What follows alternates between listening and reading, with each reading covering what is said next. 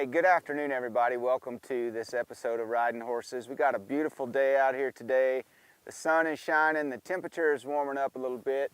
We got a little breeze here out of the north, so you'll have to excuse my baseball cap today. What I plan to do with this horse today will probably be going pretty fast for quite a while, so I don't want to have to worry about my hat blowing off, but I'm excited to have this horse out here today. We've done a little bit of filming with this horse, showing him, kind of using this horse as some examples of what we don't want.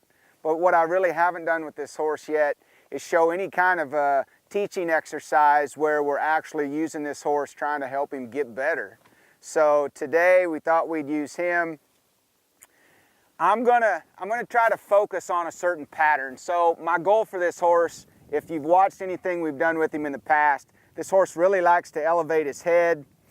And when you try to speed him up, instead of this horse driving with his hindquarters and getting his life and energy going forward, he wants to come here. And that's primarily from somebody trying to change his head position just by pulling on the reins.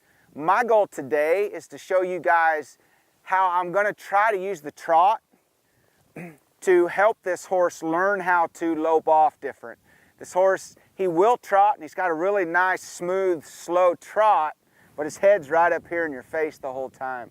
What I'm going to try to do is use this pattern that I'm going to stay on and try to see if I can get this horse to speed the trot up a little bit. I'm not necessarily looking for an extended trot. You know, extended trot, you're probably thinking more just extend that horse's reach. You're extending the time frame where he's in suspension off the ground, but you're not really focused on speed with an extended trot. Today, I want to try to get this horse to speed his trot up where I could progressively speed up from, let's say if I started a walk and I go up to a trot, I just want to every mile per hour faster until I get fast enough to get to a lope, and see if I can help this horse learn how to just get that energy flowing forward. The pattern I'm going to be on is a figure eight. So I've got these poles right here just to kind of give me a specific pattern as to where the center of my figure eight's going to be. So I'm going to go ahead and just walk this pattern. This pattern, it's very simple. It's something I can do on a really broke horse, an advanced horse. It's something I can play around with on a horse that's had just a couple rides. Obviously, the horse that's a little further along in their training, I can be more specific. But the primary goal in this pattern is to just give me something to focus on. I'm going to come through those logs, and my goal is going to be to slow from a lope to a trot as I come through these two poles. Excuse me, I called them logs earlier. They're not really big enough to be a log. As I come through here, I'm going to be loping on the ends primarily, and as I come through my straightaway here, I'm going to slow to a trot and see if I can't get this horse to smooth out in his trot and speed up a little bit. And then somewhere in here, I'm probably going to start to lope off again. Now, as this horse starts to anticipate my change in speed, whether I'm speeding up or slowing down, I might change when I ask for that, just to deal with that anticipation. But for the most part, I'm just going to steer on this figure eight the whole time. Now, I haven't warmed this horse up at all. I've just walked him around a little bit. So what I want to show you guys, I'm just going to start off at a lope. Okay, I'm just going to lope, and every time I come through the middle, I'm going to come down to a trot. With this horse not being warmed up, you might get to see where this horse's mind starts most of the time. Now, I'm going to try not to use my reins so much as to worry about where this horse's head is. I probably should have picked a different spot there. As I loped off, his head really came up like he was looking back at me. But I was in an angle where the camera really couldn't see it. It had a pretty good picture there. So you see how that horse's head is coming up. I want to get this horse to where he's comfortable with his head being in a different position. Here he's just dropping his shoulder. But I want to see if I can build it. Really see his head want to come up right there. I want to see if I can get this horse to look for something different without me trying to force his head down.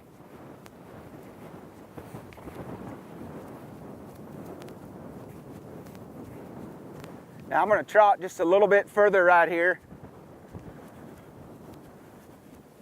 I'm going to come on around where the camera can see what I'm doing with my reins. Now if you think about an extended trot, you're typically thinking about having a hold of that horse, having some contact on your reins. I might have just enough to keep this horse from loping off, but I'd like to get him to the point where I don't have to have any. If I was on a really green horse out here, I might be working on my transition from a trot to a lope with that much float in my reins. We'll lope off right there.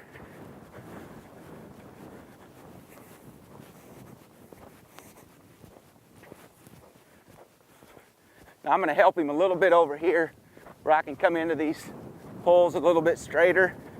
We'll transition down to a trot. Now that felt really good right there. Again, I'm going to trot a little bit further.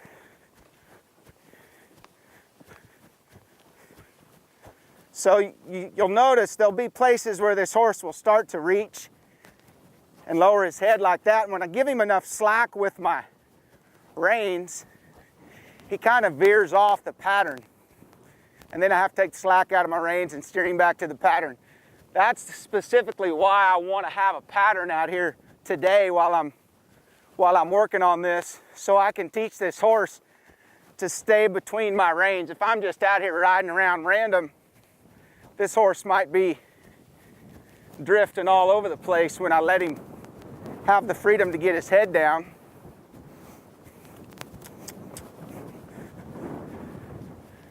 And I really wouldn't be that aware of it. I might not even feel it if I didn't know exactly where I wanted to be.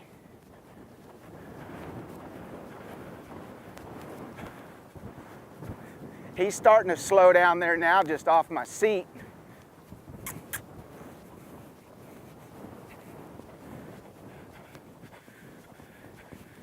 So if I speed up right over there close to the camera, really give you guys a good shot of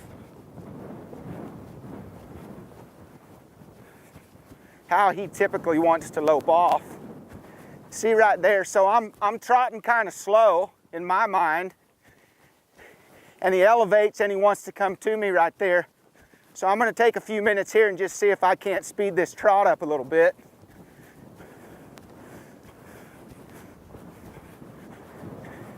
I'm going to go ahead and go this way again.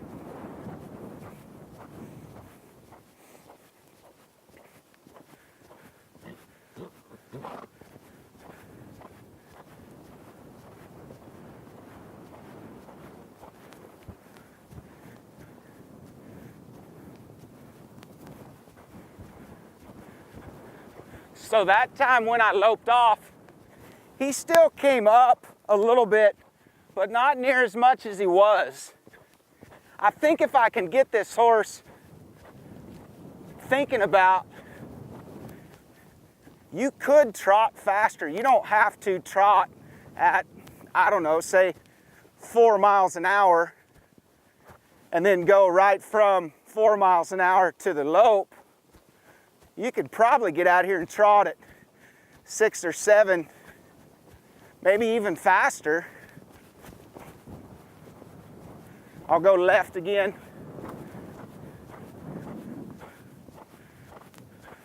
Now it wasn't very much, but I could feel it over here. I was trotting a little faster over here than I was over there. I'm going to go ahead and stop right here for just a second and let this horse think for just a few minutes. Maybe not quite that long, but give him a break. Because what I'm thinking is, I'm going to try to picture in my mind maybe loping at 8 miles an hour. When this horse transitions from a trot to a lope, I'm going to envision 8 miles an hour. Now he can probably lope slower than that, but if I stay at 8 miles an hour and say, okay, what I want you to learn to do is trot all the way up to 8, I think I can get this horse's motion, his life and his energy flowing more forward instead of coming this way, without me sitting up here trying to do this with my reins as I'm trying to speed him up. Because I look at it this way, what I'm asking this horse to do is something somebody should have taught this horse how to do it when they were starting him. This is stuff I'm working on with my young horses when they're maybe the first 2 or 3 rides. And I get those young horses really good at that. And it's a ways down the road in those young horses training before I start rolling them horses up in the bridle, especially on a transition up. You might see me a week or 2 weeks or maybe even longer depending on the horse. You might see me at a walk, at a trot, at a lope, and while I'm already at a certain speed, you might see me asking that horse to roll up in the bridle a little bit there, but to get these horses to roll up in the bridle during that transition up, that's typically down the road a ways.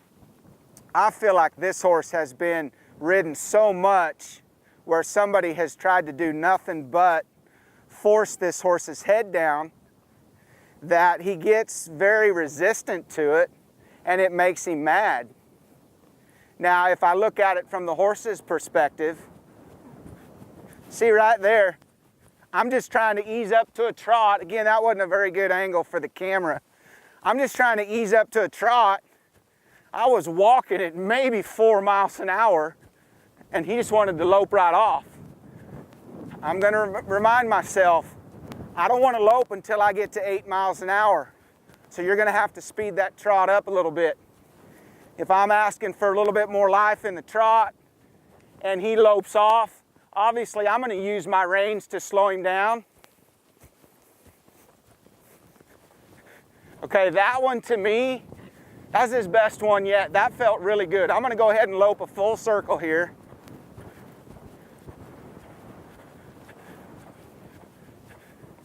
I'm just trying to feel the slightest change I can in this horse. But he was gaining speed in that trot, and he just rolled up in that lope a lot easier and a lot smoother that time. I'm going to come right back and rest him here again. Give him a chance here to think about what we're doing. Because for this horse, and I think it's the case for a lot of people's horses out there, we come out here and we're riding them and we're trying to do so much with these reins that we're not really using the reins in a manner to get the mind, trying to think about stuff. We just do everything for the horse through our bridle without necessarily asking the mind to even be present. Next thing you know, the horse views it as nothing but micromanaging every little thing, and then they get sick of it. So I'm trying my best to just use these reins when I need them, and then stay out of his way and let him have a conversation with himself. That felt really good over there. So I'm gonna flow off here again to the left. I'm really tickled with this horse. I really expected this horse, since I hadn't warmed him up at all, I expected him to go pretty fast and lope around here like he was mad for a little bit. But man, this horse has been right with me from the get-go today. I'm gonna roll up to a trot, and I'm not gonna get in a hurry of loping off right here. I'm just gonna steer on my circle. I'm steering as little as I need to, but enough to show him where I want him to be. And I'm just, little by little, I'm just bringing up the life in my body to speed that trot up. See how I kind of worked up to that lope right there? Now, interesting, that time, as I came through those logs, he wanted to slow down. I'm going to go ahead and lope through them. He wanted to slow down and rest right there. I'd rested the last 2 times I came through there. So as I trotted him through there, he was saying with his tail, he was a little bit upset about it. And he kind of loped off with a little different attitude that time. We're not going to rest there, but we are going to trot.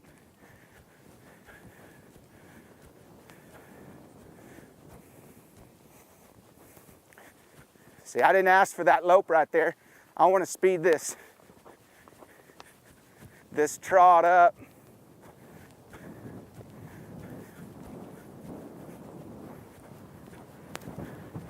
Go ahead and lope right again.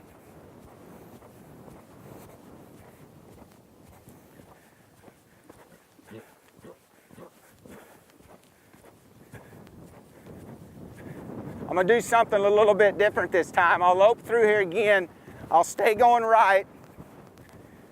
But when I get up here on the top of my circle up here, I'm going to slow him down to a trot up here.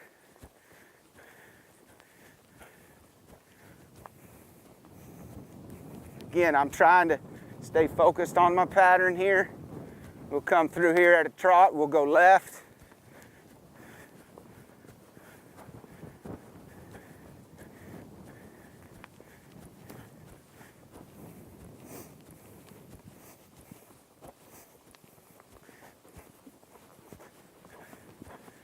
Again, just trying to work my way up to the lope. I'm going to stay to the left.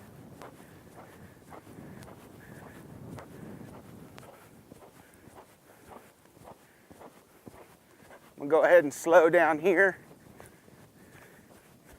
I'm even going to let him come to a walk. I'll come back here this time and I will let him rest here between these poles again. So I can already feel this horse doing a lot of things different than what he's been doing. He's steering a lot easier. He's not drifting near as much. Before, if I'd have been out here loping this pattern, if I'd set my hand down, he'd be off somewhere else. So he's paying more attention that way. He's really listening to my seat today. He really feels pretty good. Now, before I go again, for you English and dressage folks, I just proved the fact that you can trot a horse both ways on the same diagonal and it not screw your horse up and you not fall off. Because if you've watched close enough, I've been on the left diagonal the entire time, going both directions at a trot. Now, I know the proper way to do it would be, if I'm going to the right, I should be on the right diagonal, meaning I'm in time with the right hind, or the left hind and the right front. If I'm going to the left, I'm in time with the left front and the right hind. But at this point, if I was helping somebody, we were working on this, we were trying to get the horse's mind right. I've watched guys, I've done it myself, you know, cowboys that are out doing ranch work, gathering cattle. I don't know that they're paying a whole lot of attention to what diagonal they're trotting on. They're just getting in time with the beat that horse has at that speed.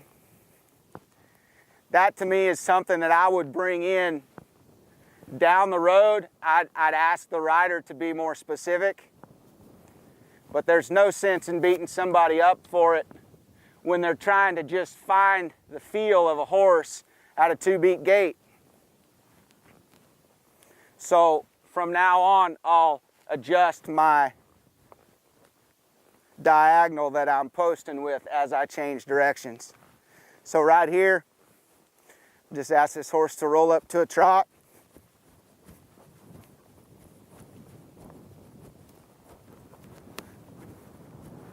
And stay here to the right. See, you can see this horse trying to lope off.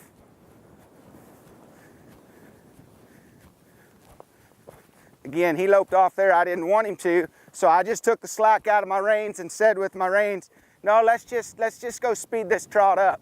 There he's speeding it up, and you see how he just flowed right off to a lope right there? His head didn't come up. Now he loped off that time a little bit mad. He was still mad at me for what I did right over here with my reins just a second ago. That's all right, I'll just stay on my pattern. I'm gonna go ahead and lope another circle here to the right.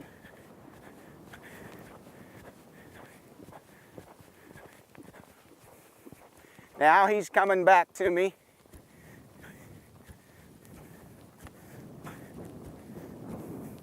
He's trying to figure this out, but the anticipation's killing him.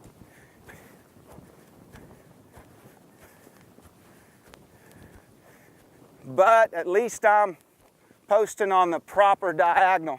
Now, I didn't want that.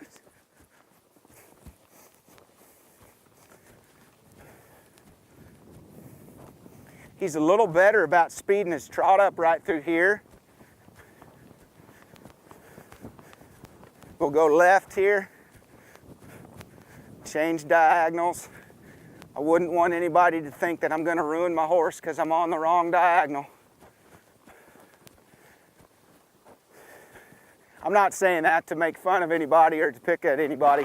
I'm just saying there's times where we'll be more specific, and there's times where we'll break things down and say, let's focus on one thing at a time.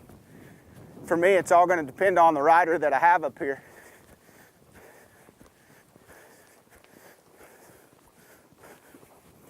So as he lopes off that time, again, it felt a lot more fluid. I'm going to stay left. A lot more fluid getting to the lope. I mean, this horse used to elevate. His head would come up almost the full length of his head. So if his head was, obviously it's probably not down that low very much, but let's say if it started there, I'll rest right here in these logs again. Now, you're leaning on me a little bit. I'm going to scooch over there, thank you. So if his head was right there, and I'm trying to trot him off, you take the length of his head, whatever that is, his head would literally elevate that much when this horse would go to lope off. And I've been out here just riding him around, trying to figure out what I could do to help this horse find this more without me having to force it through these. And I really feel like if this horse would give me a little bit more variety or a few more options at a trot.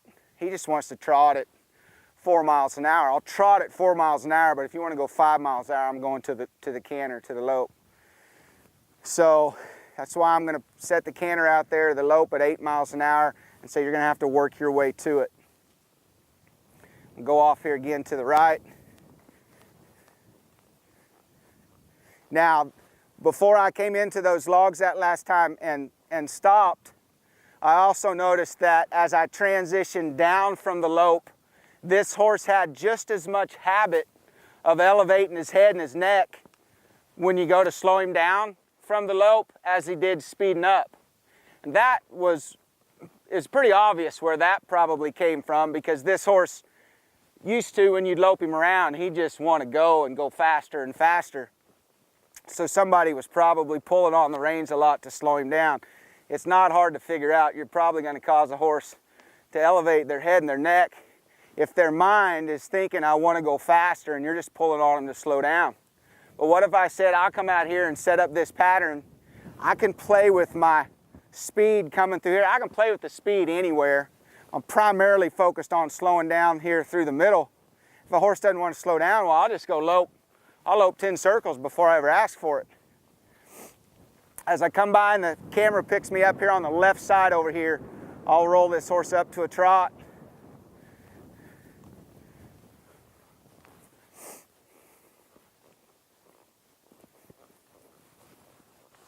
I mean, I'm thinking on my young horses. I'm on a horse that's had 4 rides, and he'll walk out like this. Could I roll him up to a trot and that head kind of stay there like that? See how it came up right there just from me picking up on that rein a little bit. But that's what he's used to. He's used to not necessarily thinking about what's going on. He's just used to somebody pulling on him.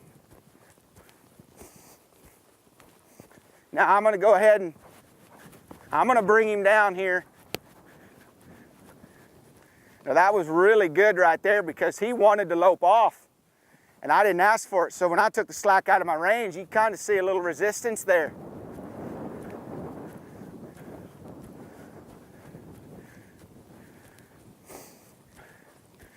What it felt like to me here, it felt like that was much better. But check this out. See, I got a little more speed right here just because he's a little bit mad because of what I did the circle before. That's all right. This horse has lived in a state of mind where he's gotten mad a lot at the people that were riding him and how they were riding him. I'm a trot right. So if you're curious how I would address this horse when he gets mad, anytime this horse wants to be mad, nothing changes for me. I just stay on the pattern, and all I'm going to say to him is, you can be mad all you want. Here we go. He's going to go pretty fast right here.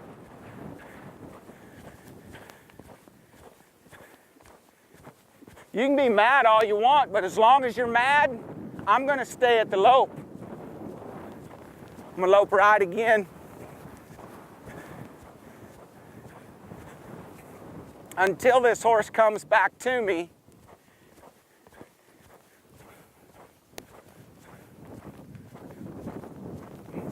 He's coming back to me now, so it wouldn't take much to get back to the trot right there. Go left.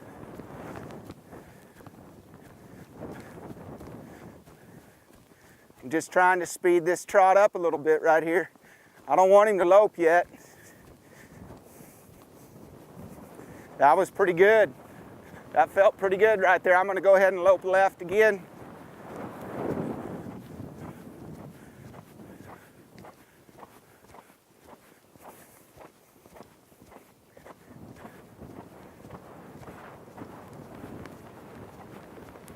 I'm going to slow down to a trot. Get on the right diagonal for you guys.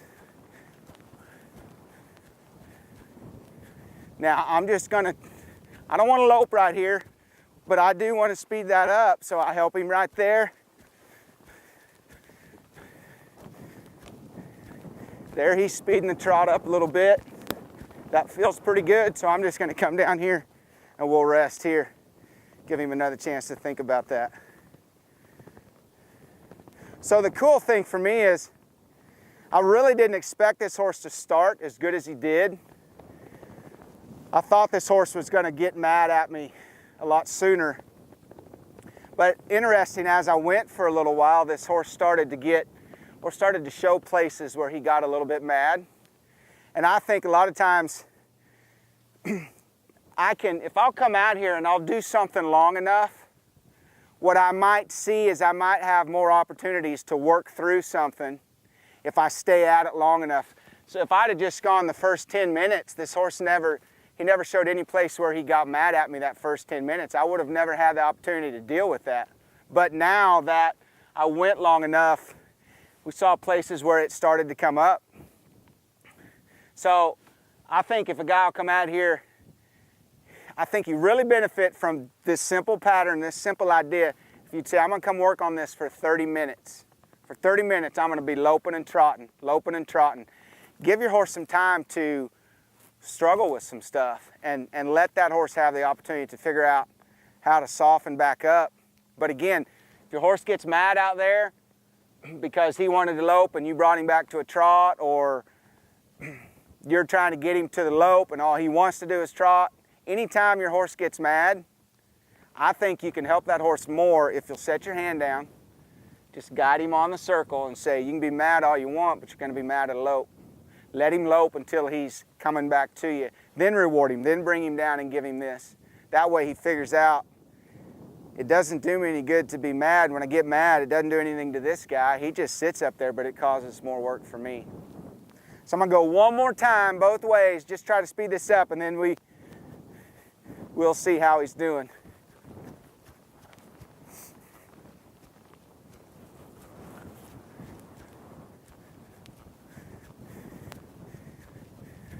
Just trying to liven my rhythm up right here.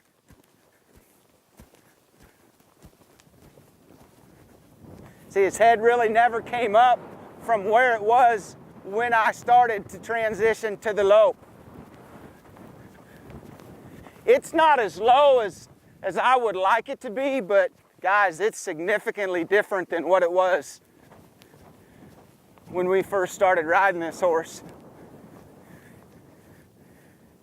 He's really starting to get the idea. This is a good spot to be. Lay these logs down here where you got a visual where you can work on your pattern and be a little bit more specific. If you're trying to come through the middle, don't let your horse cut across out there. Or if you rest here some, man, they'll get to where they'll hunt these logs. You can start to use that to your advantage. We'll try one time here to the left.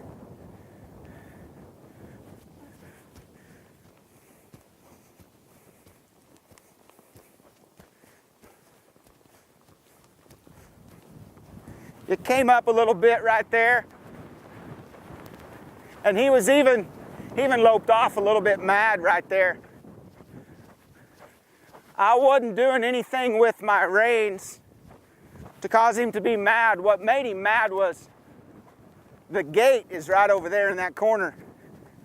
And I asked him to lope away from that gate.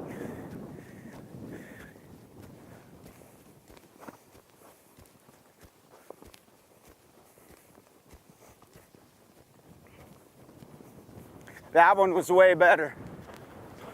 Much different. You guys even noticed how he loped off. He didn't lope off mad. So he felt really good loping off. As I asked him to lope between the logs and keep going, he started to switch his tail a little bit. I'm gonna go ahead and lope through there one more time. All that stuff means something to me.